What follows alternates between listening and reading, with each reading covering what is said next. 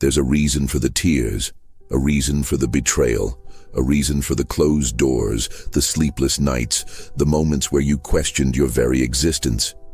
You've wondered why the pain won't stop, why the breakthrough hasn't come, and why you keep facing battle after battle.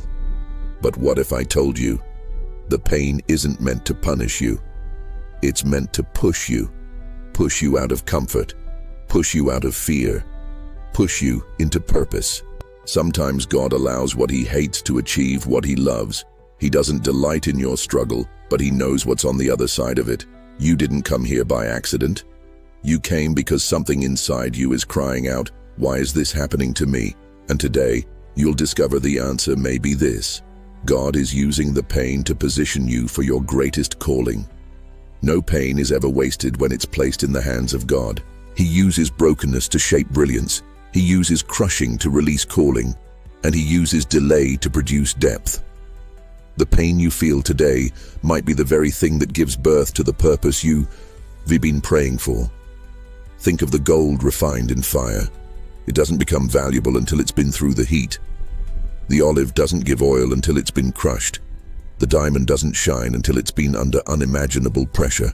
So why do you think your purpose will come without pain? Joseph was sold into slavery by his own brothers, lied on, forgotten in prison. But it was all part of the process. Because in the end, the same pain that tried to bury him became the platform that elevated him to the palace. You see, the pain is not a detour, it's the road, the direct road to destiny. The very betrayal, loss, rejection, and silence you feel, it's not meant to destroy you. It's meant to deliver you. So don't let the pain make you bitter. Let it make you better. You've been rejected? Good. That rejection might be redirection. David was overlooked by his own father, not even invited to the lineup when the prophet came to anoint the next king. But the one left out was the one chosen by God. Sometimes people will ignore you because they don't see the value in you, but that's okay. Because God sees what they don't. And when He chooses you, no one can unchoose you. The doors that close in your face, they may be shutting you out of danger. The people who leave you behind, maybe God removed them because they couldn't handle where He's taking you. You keep asking God to open a door. Maybe He's asking you to walk through the hallway of pain first. Because what's on the other side requires strength, and strength doesn't come from comfort. It comes from fire. And then there's silence. Oh, the silence of God. You've been praying, fasting, begging, crying, and it feels like heaven is ignoring you. But what if heaven's silence is strategy? Jesus was silent in the grave for 3 days. No thunder, no sign, just silence. But in that silence, victory was being formed. In that darkness, resurrection was coming. So don't confuse God's quietness with His absence. He may not be speaking, but He's still working. And pressure is never pleasant, but it's necessary. The pressure you're under right now, the heaviness you carry, the tears you cry when no one's watching, it's not proof of weakness. It's proof of purpose. You only crush what contains value. And if life is pressing you on every side, it means you're carrying something heaven wants to release. Maybe your pain is awakening a passion that was buried. Maybe it's stirring up something inside of you that comfort never could. Maybe it's revealing the fight, the fire, the faith that God has placed deep in your bones. You want a strong anointing. It comes with crushing. You want wisdom. It comes from walking through fire. You want purpose. It is often born in pain. Hannah cried year after year, mocked by those around her. But in that pain she made a vow to God and gave birth to Samuel, one of the greatest prophets. The pain broke her, but it also built her. Abraham waited decades for a promised son.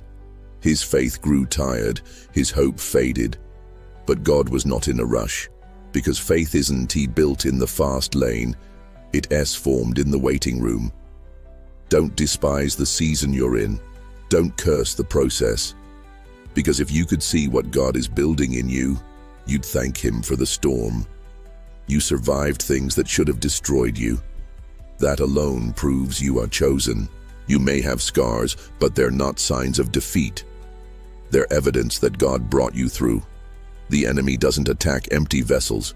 He attacks those carrying something valuable. So if hell has turned up the heat in your life, maybe it's because heaven has turned up the calling. You are not forgotten. You are not too far gone. You are not disqualified. In fact, you are being shaped, refined, strengthened, elevated. You're not being punished. You're being prepared. You might not understand it now, but one day you'll look back and the very thing you thought would break you will be the thing that built your ministry, your strength, your voice, your story. Don't give up in the middle of the pain, because God doesn't stop halfway. If He brought you to it, He'll bring you through it. And when He does, when the dust settles and the tears dry, you'll see why He allowed it all. He was pushing you out of that relationship that wasn't meant for you, pushing you out of the job that kept you stagnant, pushing you through the grief so that others could heal through your testimony, pushing you into the version of you He always intended, bold, brave, broken, but beautiful. So now I ask you, will you let God use the pain? Will you surrender the questions, the anger, the fear, and trust that it all has purpose? Because if you do, you won't just survive the storm, you'll rise from it. And when you do, someone else will be watching. Someone else will find strength because of your scars. You don't need to be perfect, you just need to be willing to let God use your wounds for someone else's healing. So today, make the choice. Don't curse the pain. Don't hide the scars. Use them. Let God use them.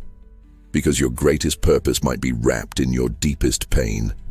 If this message touched something in your heart, if it awakened something inside you, don't keep it to yourself. Click subscribe now. Because there's someone else out there still in the storm, and they need the light you just received. And before you go, I leave you with one final question. If God never removed your pain, would you still trust Him to use it? Think about it, because your answer may just change your life.